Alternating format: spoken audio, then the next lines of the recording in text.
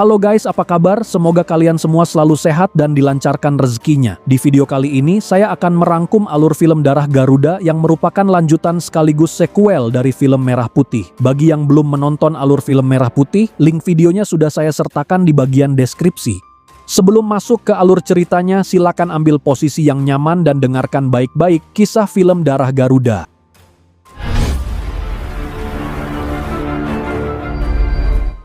Adegan pembuka, kita diperkenalkan dengan Mayor Van Gardner yang masuk ke area perkebunan kopi yang dijaga ketat oleh tentara Belanda.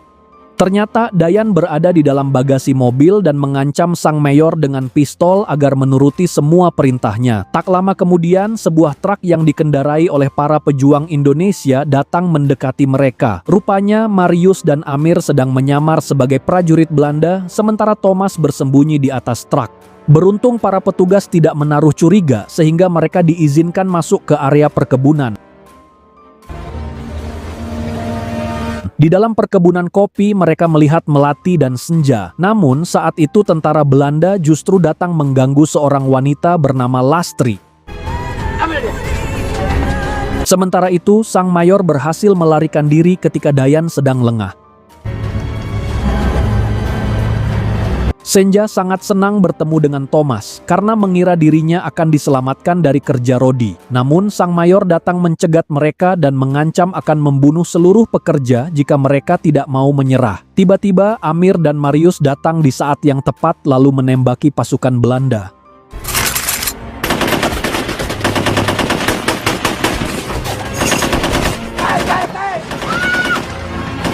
Mereka kemudian berhasil membawa Senja dan Melati pergi dari sana.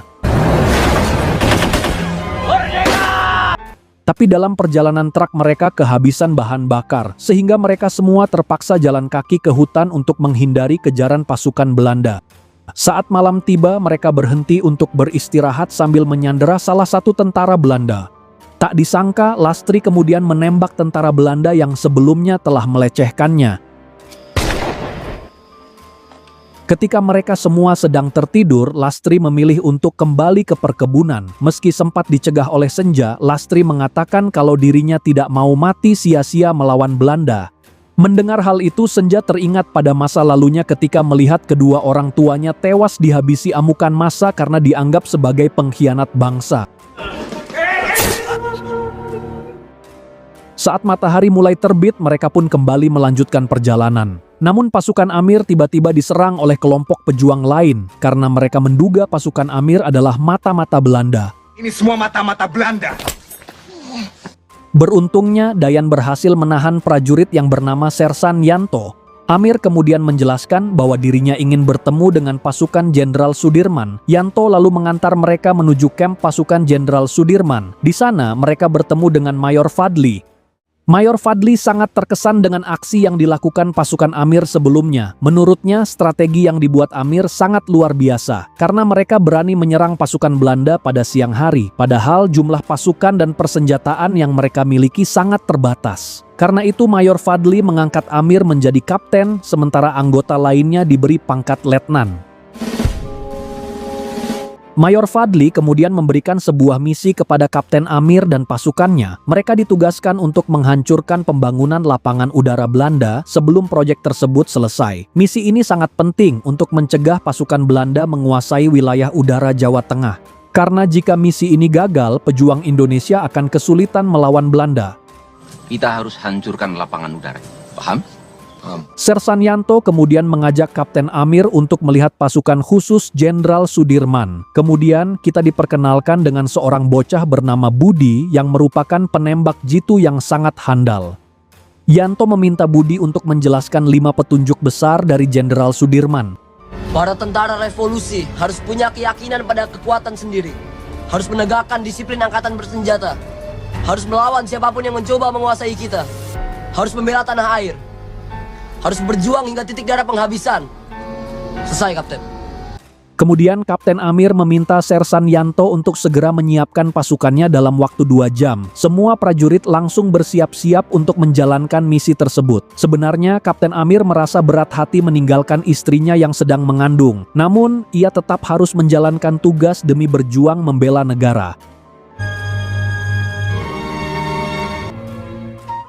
Di tengah perjalanan, Kapten Amir berhenti untuk menunaikan ibadah salat. Sersan Yanto kemudian mempertanyakan apakah pasukan Kapten Amir bisa dipercaya. Ia menceritakan bahwa pasukannya pernah diserang musuh karena ada salah satu prajurit yang membocorkan informasi kepada pasukan Belanda. Yanto mencurigai bahwa salah satu bawahan Kapten Amir merupakan mata-mata Belanda. Namun karena tidak memiliki bukti yang kuat, Kapten Amir tidak begitu percaya dengan perkataan Sersan Yanto. Semoga Allah terus bersama Kapten. Insya Allah. Setelah itu Kapten Amir dan pasukannya kembali melanjutkan perjalanan. Tapi tiba-tiba mereka dihadang oleh pasukan Belanda sehingga pertempuran pun tak bisa dihindari. Kembali kita berjuang!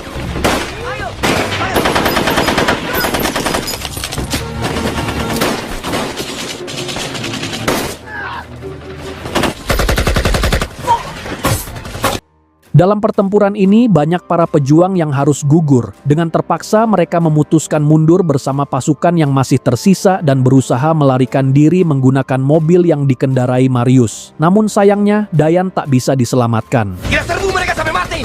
Yang benar saja, Thomas! Dayan! Dayan!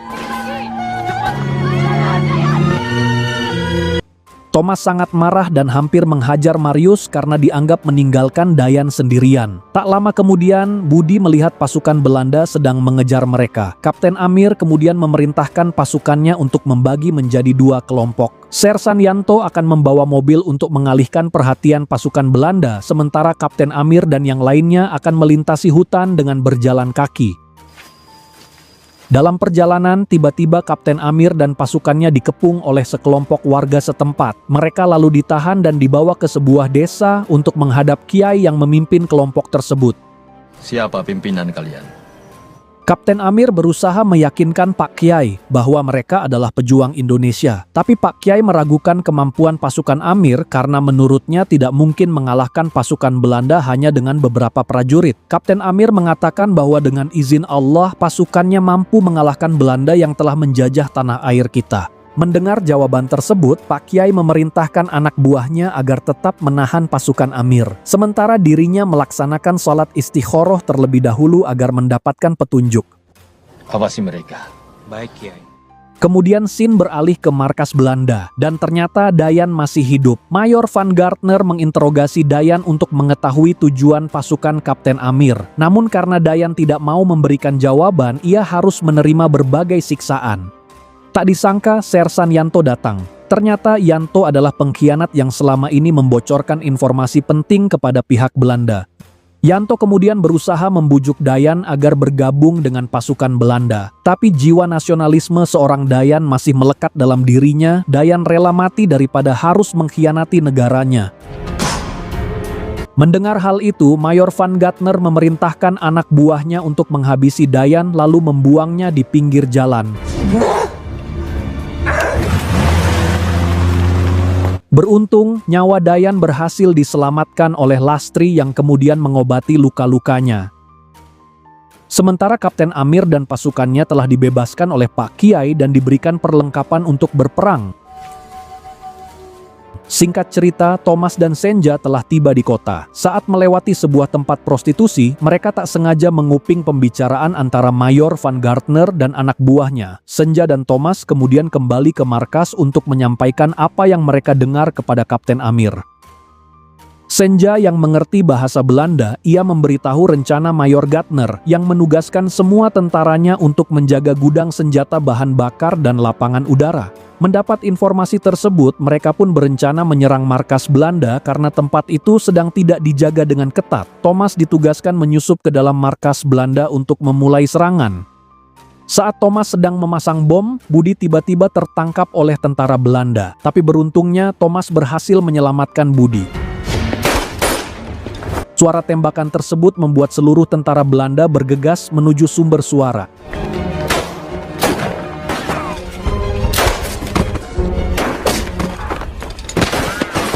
Melihat hal itu, Yanto pura-pura menjadi tawanan Belanda agar dirinya tidak dicurigai oleh Thomas.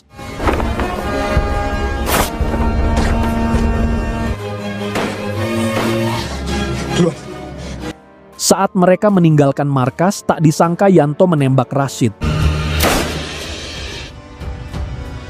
Mengetahui Yanto telah berkhianat, Thomas sangat murka. Ngana kau mati, Yanto! Namun ia tidak mengejar Yanto karena bom yang dipasangnya akan segera meledak. Dan akhirnya mereka berhasil menghancurkan markas Belanda. Mayor Gardner yang sedang berada di lapangan udara sangat terkejut. Setelah mendengar suara ledakan dari markasnya, Mayor kemudian memerintahkan pasukannya untuk segera menuju ke markas.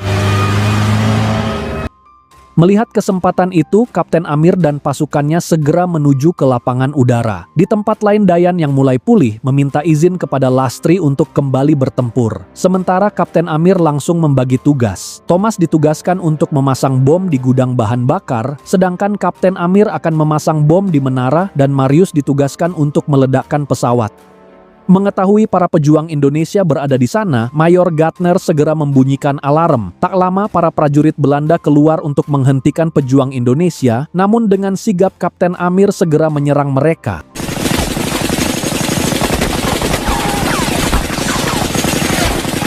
Saat Amir akan menembak Mayor, Thomas berhasil meledakkan gudang bahan bakar.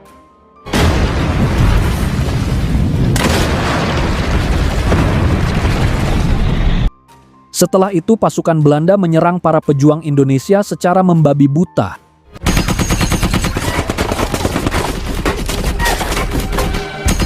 Melihat teman-temannya sedang terpojok, Thomas akan mengebom tentara Belanda. Dan sialnya Thomas tertembak saat dia sudah menyalakan bom. Dalam kondisi terluka parah, Thomas berusaha melarikan diri dari tempat tersebut.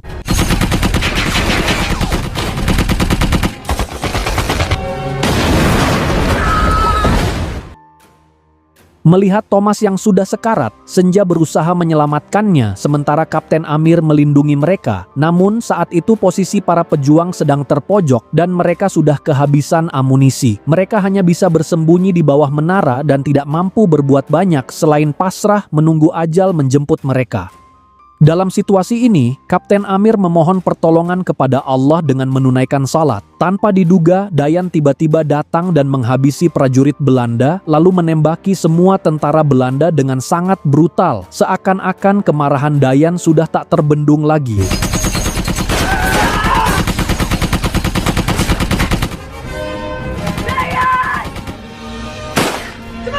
Marius yang melihat Dayan berhasil menghabisi pasukan Belanda, dia memilih untuk menerbangkan pesawat untuk menyelamatkan teman-temannya ketimbang meledakkannya. Mengetahui Marius telah mengendalikan pesawat, Kapten Amir dan yang lainnya segera bergegas masuk ke dalam pesawat. Saat Dayan berlari menyusul mereka, tiba-tiba Mayor dan anak buahnya menembaki Dayan. Melihat itu, Thomas lalu melepaskan tembakan untuk melindunginya. Dalam kondisi terluka, Dayan berusaha berlari sekuat tenaga untuk masuk ke dalam pesawat. Tolong berhasil!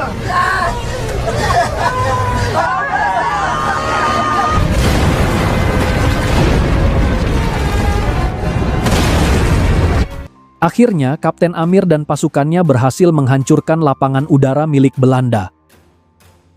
Bung Karno pernah mengatakan bahwa kemerdekaan hanya bisa didapat dan dimiliki oleh bangsa yang jiwanya berkobar-kobar dengan tekad merdeka atau mati. Terima kasih sudah menonton video ini sampai selesai. Jika kalian suka dengan video di channel ini, jangan lupa tekan tombol like, subscribe, dan aktifkan loncengnya. Sekali lagi, saya ucapkan terima kasih dan sampai jumpa di video selanjutnya.